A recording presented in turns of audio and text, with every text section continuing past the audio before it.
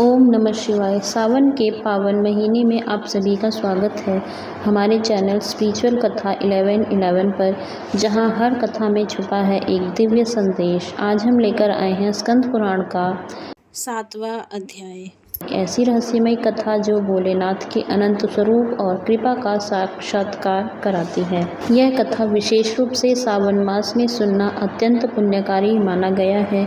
इस कथा को ध्यानपूर्वक सुने और कमेंट में ओम नमः शिवाय ज़रूर लिखें। चैनल को सब्सक्राइब करें और बेल आइकन दबाएं ताकि आपको रोज़ नई आध्यात्मिक कथाएं मिलती रहें। और इस वीडियो को अपने दोस्तों और परिवार के साथ ज़रूर शेयर करें। श्रावण माह महात्म्य 7वां अध्याय, सोमवार व्रत विधान। सन्नत कुमार बोले, हे भगवान, मैंने रविवार का हर्षकारक महात्म्य सुन लिया। अब आप श्रावण मास में सोमवार का महात्म्य मुझे बताइए। ईश्वर बोले, हे सन्नत कुमार, सूर्य मेरा नेत्र है, उसका महात्म्य इतना श्रेष्ठ है, तो फिर उमा सहित सोम मेरे नाम वाले उस सोमवार का कहना ही क्या। उसका जो महात्म्य मेरे लिए वर्णन के योग्य है, उसे मैं आपसे कहता हूँ। सोम चंद्रमा का नाम है और यह ब्राह्मणों का राजा है। यज्ञों का साधन भी सोम है।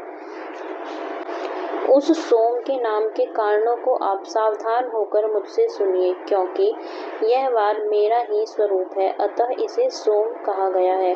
इसीलिए यह समस्त राज्य का प्रदाता तथा श्रेष्ठ है। व्रत करने वाले को यह संपूर्ण राज्य का फल देने वाला है। हे विप्र, उसकी विधि सुनिए, मैं आपको विस्तार पूर्वक बता रहा हूँ।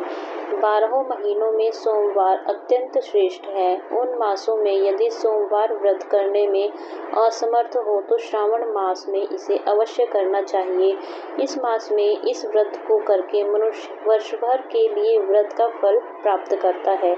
श्रावण में शुक्ल पक्ष के प्रथम सोमवार को यह संकल्प करें कि मैं विधिवत इस व्रत को करूंगा या करूंगी, शिवजी मुझ पर प्रसन्न हो। इस प्रकार चारों सोमवार के दिन, और यदि 5 हो जाए तो उसमें भी प्रातःकाल यह संकल्प करें और रात्रि में शिवजी का पूजन करें।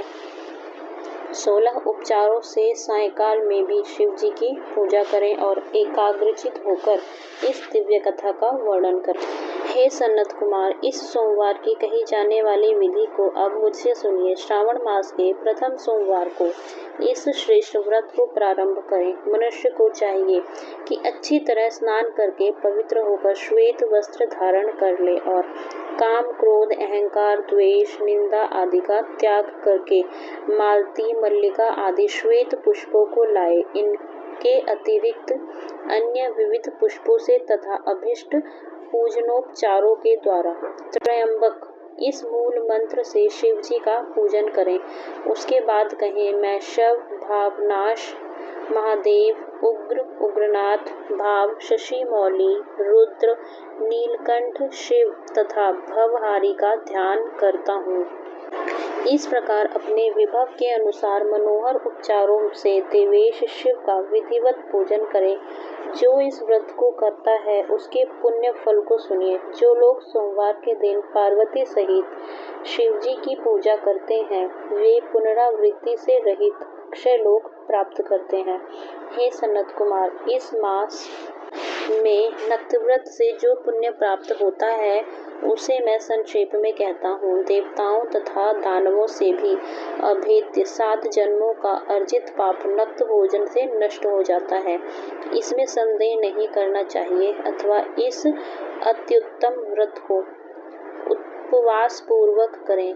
इसे करने से पुत्र की इच्छा रखने वाला मनुष्य पुत्र प्राप्त करता है और धन चाहने वाला धन प्राप्त करता है। वह जिस जिस अभिष्ट की कामना करता है उसे पा जाता है। इस लोक में दीर्घकालिक वांछित सुख उपभोगों को भोगकर अंत में श्रेष्ठ विमान पर आरूढ़ होकर वह रुद्रलोक में प्रतिष्ठा प्राप्त करता है। चित्त चंचल है, धन चंचल है और जीवन भी चंचल है, ऐसा समझकर प्रयत्न पूर्वक व्रत का उद्यापन करना चाहिए। चांदी के वृषभ पर विराजमान सुवर्ण निर्मित शिव तथा पार्वती जी की प्रतिमा आपके सामर्थ्य के अनुसार बनानी चाहिए। इसमें धन की कृपणता नहीं करनी चाहिए। उसके बाद एक दिव्य तथा शुभ लिंग तो भद्र मंडल बनाए तथा उसमें 2 श्वेत वस्त्रों से युक्त एक घट स्थापित करें। घट के ऊपर तांबे अथवा बांस का बना हुआ पात्र रखें और उसके ऊपर उमा सहित शिव को स्थापित करें। उसके बाद श्रुति, स्मृति तथा पुराणों में कहे गए मंत्रों से शिव की पूजा करें। पुष्पों का मंडल बनाएं तथा उसके ऊपर सुंदर चंदोवा लगाएं। उसमें गीतों तथा बाजों की मधुर ध्वनि के साथ रात में जागरण करें। उसके बाद बुद्धिमान मनुष्य अपने ग्रहसूत्र में निर्दिष्ट विधान के अनुसार अग्नि स्थापन करे और फिर शव आदि 11 श्रेष्ठ नामों से पलाश की समिधाओं से 108 आहुति प्रदान करें। यव, व्रीहि, तिल आदि की आहुति आप्यायस्व इस मंत्र से दें और बिल्वपत्रों की आहुति त्रयंबक अथवा षडाक्षर मंत्र ओम नमः शिवाय से प्रदान करें।